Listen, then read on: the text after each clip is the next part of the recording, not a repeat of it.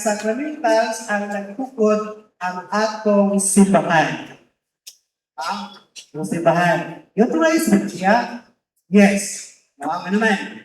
Matut pa sa Latino, isa sa sunso, ang atong Ginoo sa Kristo nagtukod kung sa lamang kasibahan ng sa Simon Pedro. Ikaw Simon, ikaw Pedro.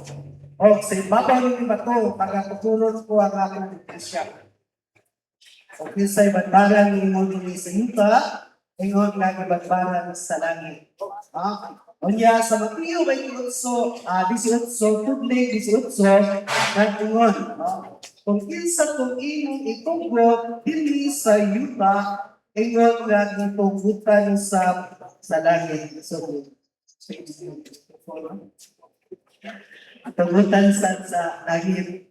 So, muna nga, klaro kay na diya na ang authority sa atong Ginoo sa Kristo diya sa pagbuhat o pagtukod sa mga ginawaton para sa simbahan para mapadayon ang misyon sa atong Ginoong Kristo. Kasi banda ka itong Ginoo, isa ka na balik dito sa langit, di ba? O niya, ang iyang katungdanan, o iyang ginawaton, o ang iyang mission na gihatag sa mga apostoles na ang naanato karon. Ano man?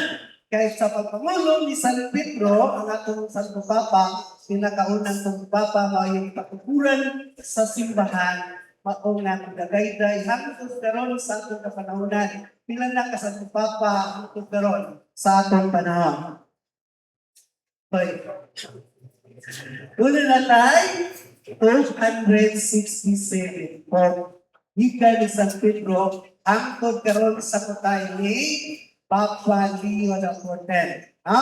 So, muna nga, nakaangkutay. O ipadayon ang purpose sa atong Ginoo Kristo, ipadayon ang igwaton niya sa atong mga apostol sa atong mga kapalingan. No? Kaya makaunat sa sakramento ang atong mga kapalingan.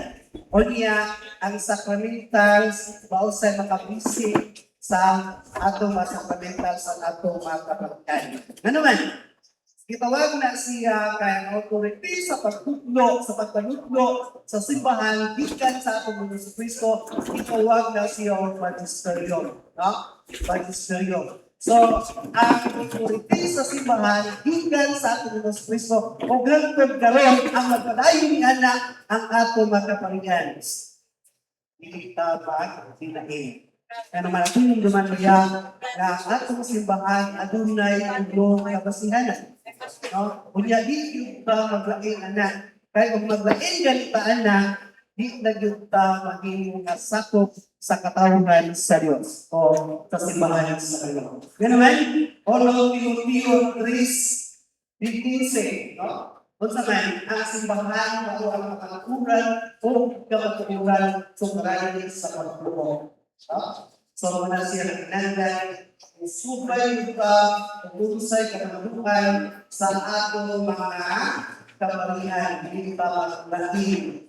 Kaya kung kumanta sa atong gusto, hindi na pa sakot sa simbahan. Kaya yun talaga hindi. Kadang-kadang yung mga tama na, hindi mo na yung gusto ang gata.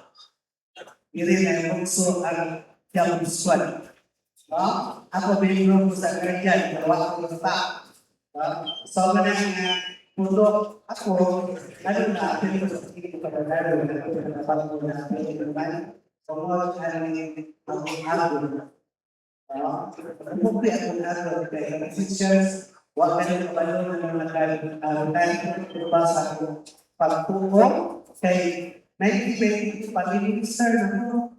Dahil hindi na ko sa Bukidnon, sa Valencia, yung na si Barber Fernandez, Uliya, pero madamang magagamit sa pagkatangke. May lagi, walang sa ako ba yung metro, kaya kami sa television, sa ibang rin. So, kung kabalo sa katulog ko na-report sa patay, kabalo kung sila natabang ng ang lago ka na ko, o ang inuba, ang minister ko, pinipili ko pa kaya, kaya kung pag-ibig ay namin magtuko. So, madali yung tayo kung meron nakapir na, ako din ay pag-ibig ko ng alis ko kalangaw. So, pag-ibig na ko sa mga bagod, kaya na ako na pag-ibig ko, sakit talaga ako din pagkakaroon ko mawan. Well, no? Una nga kanang na ako karon, nainayan na ako, surrender na ako, ibunya na, hindi mga sa pagkitas, kaiyan na sa Ginoo, iyan na sa simbahan, kaya naman, ako hindi iyan na sa simbahan. Talagang nawag ko sunod na siya ng sa mali, sacred scripture, sacred tradition, and magisterium. Ayaw yung pagbulag, anak. Naman, kaya bulag pa anak, hindi pa talaga ako magaw-gaw, kaya niya ang pagpunta na di na siya Pinoon. Ang Pinoon, naasa mga sakramentas na nag-bising sa pamali. Ano sa mga tawag mga release ay sa sakramentas? Kung nag-bising na yung makalinguya, no? Kung sa pagdala mo ni tapos sa sakramentas, deliverance ko. Kini. Okay, thank you tayo. Brad, isang gani na. So, kini siya, kan Father Chad Berger, kini siya pang live ni ang guro sa siya. The proper use ani yun sa mga live hindi na ta layong permission sa paggamit na ani. Naaman ini, palit mo na igay na kung saan paggamit. Unya, itong black na deliverance po kang Father Sikia, bato'y kasagaran at ito pang pari. So, magamit ato, we have to ask mo, pinanglan o pausan lang may permiso sa Kristo kay pagpari nito. Pero kito siya pang laigo. So, muna nga, the proper use of sacramentals, so muna ito siya pag gamit, no? Kinanglan, dili ta mapulag sa pagtulunan sa simbahan. Kaya naman, o mabulag ta gani, sa inungdan, nga naman nga, daghang mga protestante. Okay, pila na support o tawag o kaning sikta nga natukod og tao. Ngayon kayo tao, sikta gitukod og tao. So, muna nga, i-restore sa Security Exchange Commission, daghan ng libulag. No? So, muna nga, kinahanglan dili ka mabulag. No? Kaya ano, kaya umulag ka, wala lang ka nakasunod sa pundo ka, kasihan sa simbahan. O, dili na tamay mong sakop sa lawas ng Kristo. Atong inumduman, pulusas, unong islutso, itang katawhan sa Diyos, itang mga bunyagan na nakalawag sa masakramento, itang itawag ng mga lawas ng Kristo. Unya, kinsay atong ulo, hoy, kinsa? Si Iso Kristo. No? So, muna nga, kinahanglan masakop na anak, kayo mag-uot na ganitang ato, mga kaisunan, otherwise, basin ko na kasugas. May una patanga, hindi mangurbal ka, iyahang na sa Ginoo, kaya pag-ampo ay gamit, amahan-aman. Na, tinuod na. Kaya o pag-ampo, pag sa kanas, ay mudangot nga ito. No? Sa ato yung duman nga si Satanas, maoy expert sa pagpangilan. O yung atong nung duman nga diha sa Colossians 2:16, si Satanas mismo gibuhat na sa Ginoo ang anghel. Ang anghel. So muna nga, ang gapuan na gamit ang mga pagkampo iyaapod sa Ginoo. Kaya ang tanan iyahaman sa Ginoo, di ba? Iyahaman sa Ginoo, pero maila sa iyang minumatan. Muna nga kinahanglan, ilmon nato ang atong kaugalingon kung iyahabat pa sa atong Ginoo, kung mugamit ta o sa sakramentals. Ha? Kaya daghan kung mugamit ani, unya wala dahil siya hindi kay sa takos na mugamit, naman, wala man siya musulod sa pagtulunan sa simbahan. Diba? So muna, magkaisunan nga kinahanglan, bantayan ng ay ang ato mga pagbuhat niini. O nga, kung makapalit ng ano lang yung display nito, naanan ninyo ang inyong sacramentals, mahimo lang yung sacramentals after the blessing of the press. Unang hinumduman ang tanan nga pari maka-blessing sa sacramentals. Tanan nga pari ang yun. Dili ta pwede mo blessing na. Wala nga hinahangdan ato na siya ipa-blessing sa pari. No? Unya, ang pari nga mag-blessing anak kay doon naman may mga lugar, daghan ako natuan nga lugar kanang doon may pari nga dili mo blessing. Kintahay dili siya mo blessing, no? Siguro busy, dali-dali. So, muduol ta sa uban na pari nga mublising siya. Okay? Para mahimong balaang utang ang mahimong sakramental sa baga. No? So, manay atong buhaton. Wakay suunan. Unsa man yung mga sakramentals? Ang sakramentals kining na blisingan nga mga gamit nga kanang religious items. Kinamdaman na to kanang nasa gawas, dili pa na siya reset. Sa to patawag ba sa sakramental sila? Dili. No? Kasi tawag na to, hoy, ano man? Religious items. No? Ayun, yung saklit sa sakramental sa to. Diba niya? O niya, karon, timana na to. Pag na-blessing na narabay-bag, ilang mabaligya. Hoy, baligya. Hoy, balita rin kayo, na-blessing na narabay na pagdadaro rin. Nabawa na. Kanang atong pag-blessingan, kita lang ko'y gamit. Magsala, di ako tayo nga bumabaligya, patubuan nila. Pwede siguro mga hatag ta. No, mga hatag. Paambit man, di ba? Kung sa gusto sa Ginoo, ambit. So, ayaw baligya. Muna nga, pag nabisingan, ayaw na yung tawag baligya. Karon, makagamit ba kalayon? Hoy, kalagahan na. Basi magamit na talento, nag-ambit tas sa labing sala, wala ta sa isang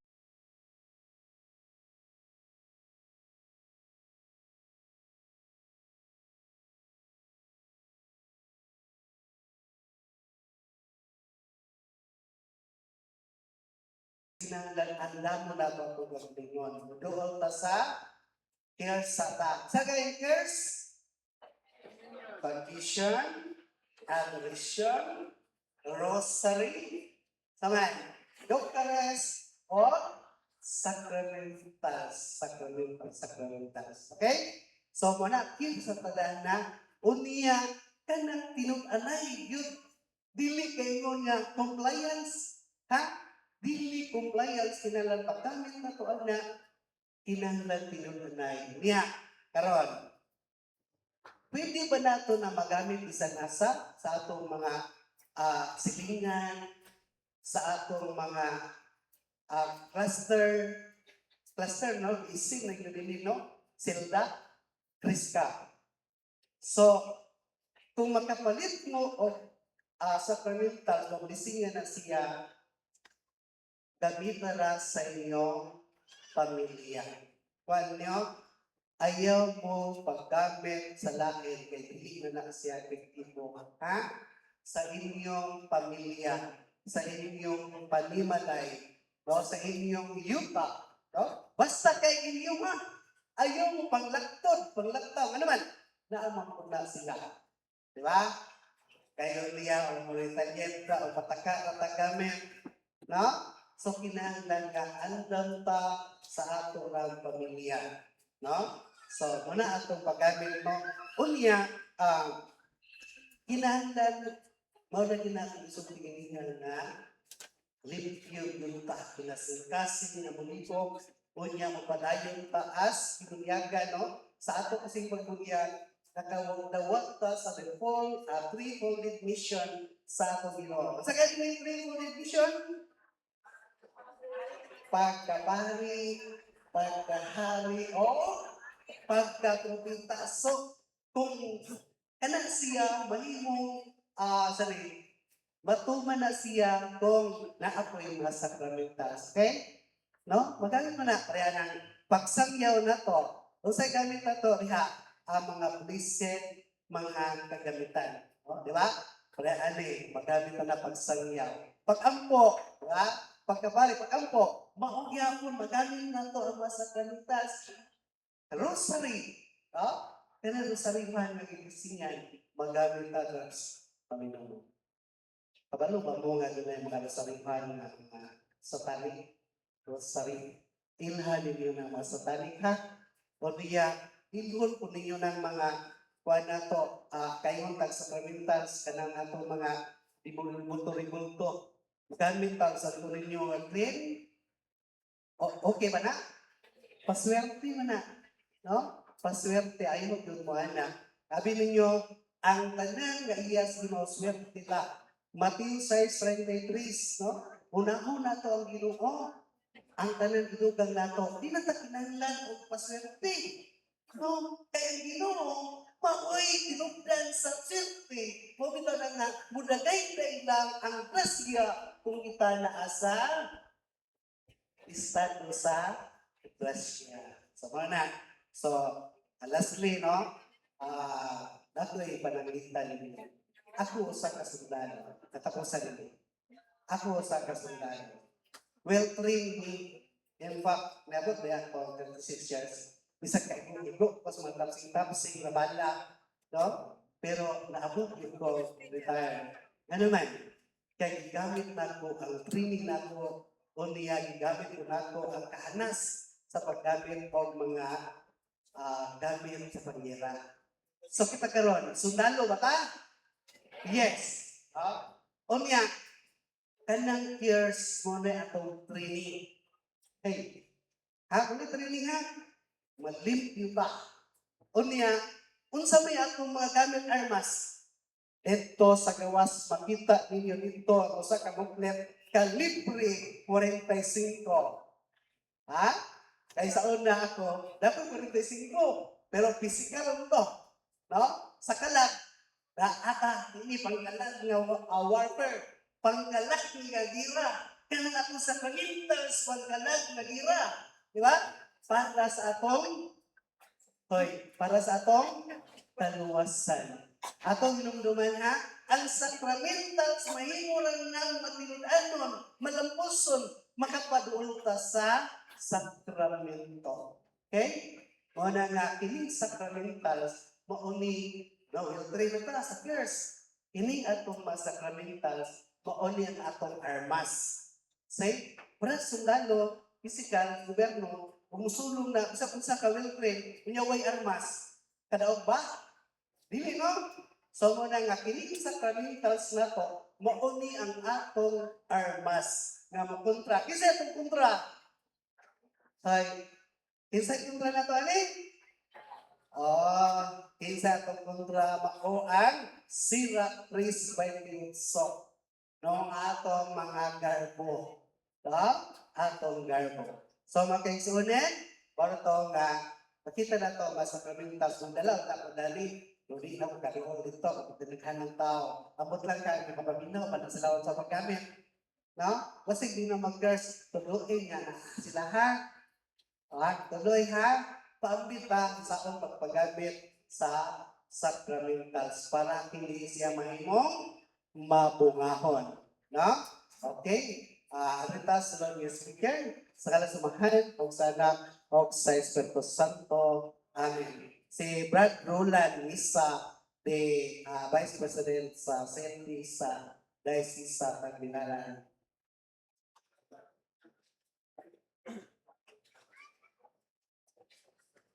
Salamat, Brad Ben Makalos, ang ato ang kauban sa Deliverance Minister. Niya basta matingala mo nga nangilog na kong may lupon. Subo rin taon po dito nga ikaw may tigpaila dito. Ika'y tigpaila nga